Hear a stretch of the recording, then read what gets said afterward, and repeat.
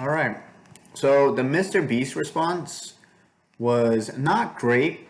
Obviously, I think everybody kind of expected Mr. Beast to maybe respond like that. I would have been surprised if he actually responded on the main channel. Obviously, because the main channel, I feel like that would clear things up a lot more for everybody. For the Mr. Beast viewers and for everybody else. And plus, it's like a bigger platform. But at the same time, it's kind of understandable because Mr. Beast doesn't want to hurt his brand over there with anything like this. So makes sense. It makes sense. But also, I did find it kind of weird that seems like a lot of the Mr. Beast with the Oompaville video, right?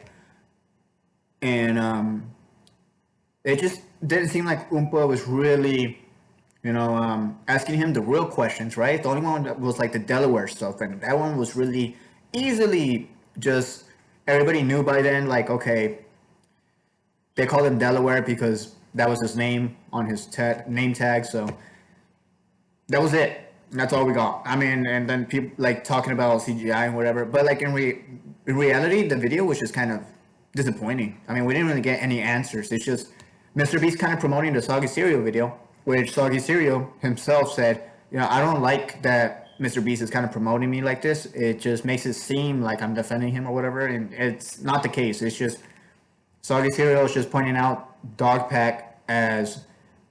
We all know Dogpack is the one that exposed Mr. Beast, right? We're not really exposing, but basically putting these claims out there, and Dogpack basically got shown, right, by Soggy Cereal, who he really is, right? Somebody that's like mad he can't work at the Mr. Beast company, and it makes sense, right? I mean, I feel like everybody kind of knew by then, but it just confirms everything.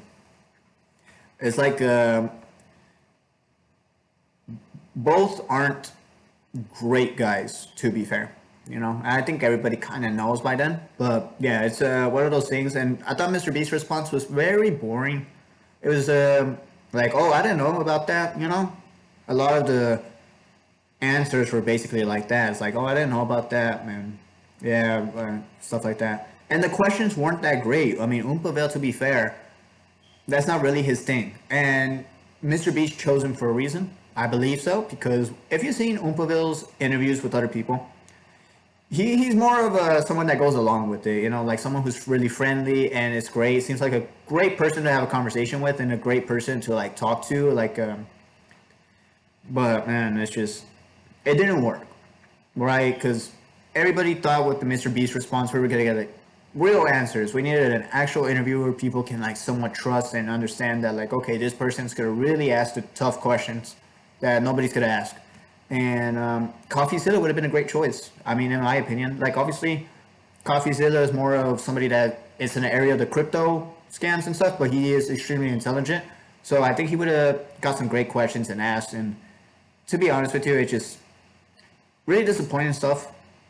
Although it was expected, it's just like, okay, Mr. Beast is gonna respond and then really dance around, and then obviously whoever he chooses is just probably not gonna really press him and ask the tough questions. So that sucks, man. I mean, I was really disappointed, but it's whatever. I mean, like I said, it was expected, and when I saw that video, I just couldn't. Didn't get any answers, really. All we got is Mr. Beast promoting the Soggy Cereal video, or just saying, oh, I didn't know about that, like it's just something that happens. Because, like, at the end of the day, Mr. Beast is just one guy. This is something that happens all over, right? He can't control his friends. He can't control anybody that works there. Like, they're all their own people. They're all their own person. And so I believe him. I believe him sometimes, like, maybe some things he didn't know. But overall, it's one of those things. And I do think I did find it weird. He didn't talk about the legal lottery kind of stuff, right? Which everybody seems to be talking about. None of that was questioned, which is kind of weird. But yeah, man. If anything, I should have been the one interviewing Mr. Beast. I mean, let's be honest here. I mean, everybody trusts me. Like, to be fair, everybody says, the one guy I do trust on YouTube is that Overcobra Gaming guy. You never hear anybody say, no, I don't trust that guy. Everybody trusts me because they know I'm as honest as possible and as truth as possible. So everybody, if they would have saw me interview Mr. Beast, they would have been like, "Oh, this is the guy. This is the guy that's gonna get us the answers." Basically, if I would have interviewed Mr. Beast, it would have been like the Batman and Joker interview in the Dark Knight, something like that. Yeah, it would be crazy, and it would get a bunch of views. I would just show up in a dark room, turn on the lights, boom, right behind him. That would be crazy, wouldn't it? I'm thinking 2 steps ahead. Everybody knows this. So, yeah, but regardless, in all seriousness, I was really disappointed by what I saw, and for a 2-hour video, man, we got no answers besides the Delaware stuff. But everybody already knew by then, and a lot of the stuff we know, or Mr. Beast might have talked about, like, we know already, right? It's already been out there. We learned nothing new. There was nothing new. By the questions, by the answers, by nothing. Like, man, we're still at step 1 again, It's whatever, though, obviously. And I don't even blame Oompaville. I'm not even mad at him. I was just disappointed with the questions and not really pressing and asking the real questions, It's all right, though.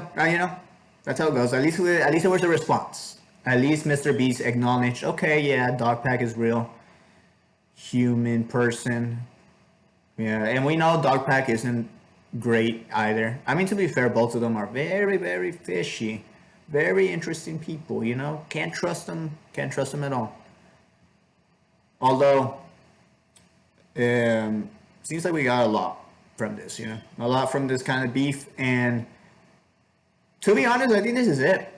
I don't think we're going to get any more answers, maybe. I mean, with time. I don't know if they really take this to court or whatever. But I think this is it for the Mr. Beast drama. I don't see where we go from here, There isn't much unless something else gets exposed, but yeah. Oh yeah, I would have liked to see Mr. Beast talk about the Jake Weber stuff, That would have been interesting because when I saw that Dogpack video, I did find it kind of weird. Like, there were some moments in there where I was like, I feel like a lot of people saw that too, right? There's some things from both sides where I find it kind of weird and I need some truth. And obviously, Oompaville didn't do a good job talking about that, but I would have liked to see some of that, And the Mr. Beast faking videos, like with the edit when he cuts the video and stuff like that.